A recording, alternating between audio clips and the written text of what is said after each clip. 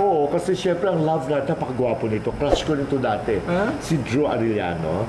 Di ba? Di ba parang may trip ni Drew? Parang may biyahe show siya. Sumikat din siya sa isang commercial eh. Oo. Ang gwapo niya. Tsaka kaibigan namin yan, mabait yan. At matalino. Talino. Napangasawa niya si Avellana na ilan na yung anak? 5-6 or? 5-6 yata.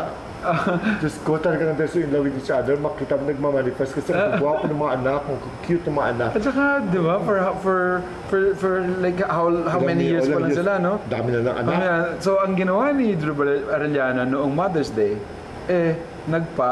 vasectomy siya. Happy Mother's Day, Avellana, sabi niya. Happy vasectomy sa akin.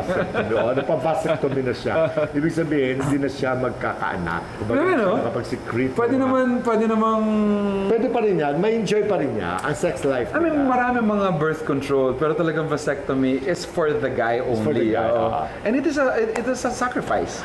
Sacrifice. Pero alam mo, ang process, akala ko dati pag vinasectomy, parang kinakapon ka. Alam mo ganon. Pero sa lalaki pala, ganito pala, parang sa pagkakaintindi ko, parang may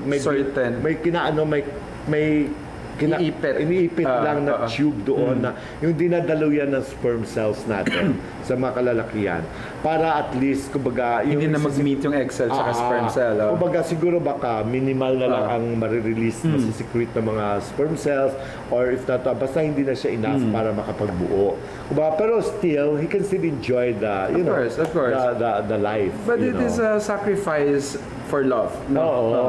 Kasi sabi ko nga, kasi nag-worry siya kasi palaki ang pamilya nila. Diyos ko, kasi pag hindi niya ginawa yun, tutuloy yun, baka umabot ng 20 ang anak nila. Alam mo yung ganon? Kasi palos lang active eh. At saka, bata pa.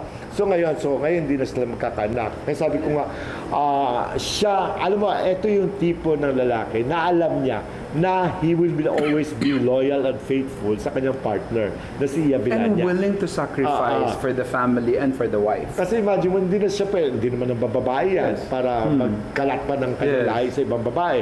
Pero dito palang kinontrol na niya kasi marami na nga silang anak. Ang hirap dito yung mapalaki it's inspiring, no? It's inspiring. Tsaka parang nagiging modelo sila. Maganda.